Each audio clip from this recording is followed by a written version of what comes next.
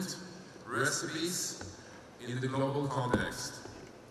And as he comes to the stage, I'd like also to thank the Russell Barry Foundation that allowed us to have Professor Spence with us here today.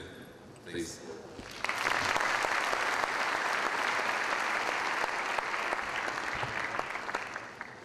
My son says, I can't see you, but I hope you can see me. I'm very, very pleased to be here. It's an honor to be part of this very exciting process. And I think my assignment this morning is to share some experiences in the developing world and in the global community generally that are, I think you'll find, are supportive of what you're about to embark on today. Obviously, what's important in the next 2 days is what you're going to be doing, and I'm going to try to suggest that what you're embarked on is actually a very important foundation of building the future of the country. I think the Root Institute and the Marker deserve a great deal of praise for taking this on. It's an important agenda, the longer-term agenda. It does tend to get crowded out, the longer-term social and economic agenda, and so I'm delighted to be part of this. I also think that the research agenda, the Root Institute, which involves learning from the experiences of other countries, can be very useful and a terribly important input. But having said that, this notion of ingredients and recipes and so on, cooking, is actually due to my colleague on the Growth Commission and Stan Fisher's old colleague at MIT, Robert Soule. He's a great man and the father of modern growth theory. And one of the things we agreed on the Commission is that while there are some common ingredients, at least across the developing countries, but I think more broadly, all the edible recipes that get concocted are country, context, and time specific. The world just changes.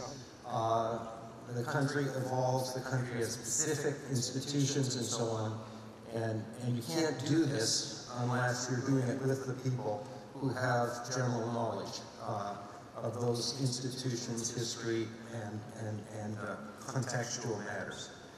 The other thing I want to talk about today at the end, very briefly, is that the global economy is evolving very rapidly, and that presents opportunities and challenges, including in the advanced countries like this one. And in my view, the formulation of long-term objectives and strategies and policies to support the achievement of those objectives simply requires, it's crucial, to have an understanding, a working knowledge of what's going on in the rest of the global economy, because it is impactful in an increasingly important and complex way. Let me drop back and talk a little bit about these developing countries that are now such an important part of the global economy.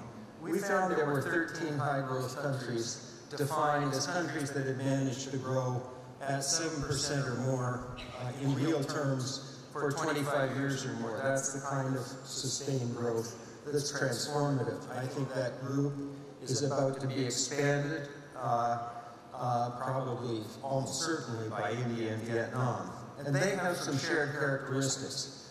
First, they find a way, regardless of their form of governance, democratic, somewhat more autocratic, dominant single party, to have long time horizons. That's not easy, but the process you're involved in is part of creating the longer-term sort of frame of reference for the formulation of policy and public sector investment.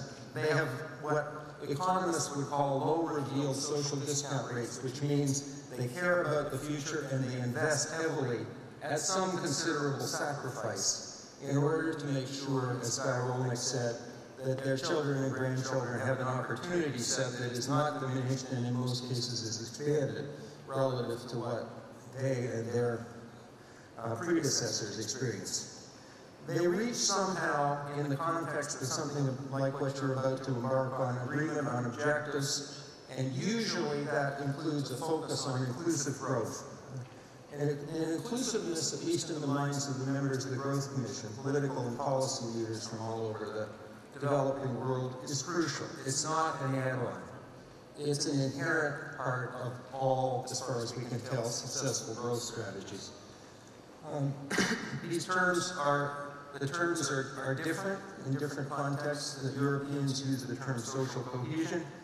In America, to talk about this kind of thing, we talk about the social contract. They're actually slightly different as you go from one country to another, what we would call a social contract. But whatever it is, it's important because it's what people believe in, and it has to be consistent with the way the state and the society and the economy behaves or throws up opportunity, or doesn't.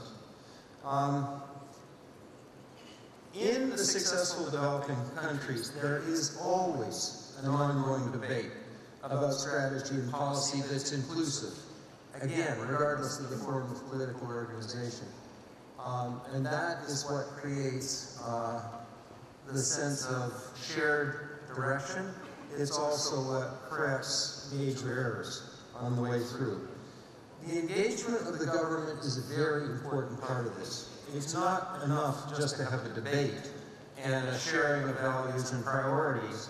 There has to be some reason to believe that it'll come together somewhere. So the government's engagement in this process is important. Many people in the West do not understand what are called 5-year plans in the developing countries. They used to be plans, as in centrally planned economy. They aren't plans anymore. What they are is the outcome of what you are about to embark on here. That is priorities, a sense of direction, and something that brings it together so it has a kind of coherence. The Israeli economy is an impressive economy. It's advanced economically, technologically, and in terms, especially in terms of human capital. It has an impressive development record, especially when you take into account the resources that have had to go into security for the state. Per capita income, as you know, is about $30,000. The range is about somewhere between 25 and 30, slightly less if you make purchasing power parity adjustments, which are quite large in some countries. It's very advanced in terms of technology and human capital. It's a small country, and therefore economically specialized, open economy, $200 billion roughly of GDP, and a trade exposure, exports and imports as a fraction of GDP on the order of 80%. Not uncommon for a small, open, dynamic economy. The growth has been substantial.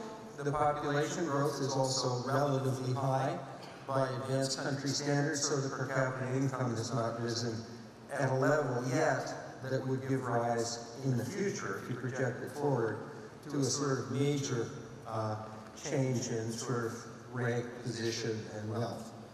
I must say, although I don't like the idea, that the very likely slow growth in much of the advanced country world may help you make this jump, but that's not the right way for it to occur.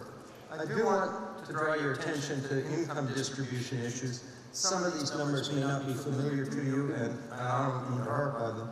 The standard measure of income inequality is the Gini coefficient. I've put them in, it's running from 0 to 100. You can think of them as running from 0 to 1. Israel's in the sort of upper end of the middle range with a Gini coefficient of 39.2. The United States is somewhere between 41 and 45, right around tied with China. And the numbers on the right-hand side of this graph, which you can look at later, are the ratio of the top 10% to the bottom 10% income, and then the ratio of the top 20% to the bottom 20%. The European economies tend to be lower, as you can see on the graph. Then there are the economies that, for reasons I don't have time to go into, in Latin America and to some extent in Africa, that have very high Gini coefficients, which I assure you are a problem. They give rise to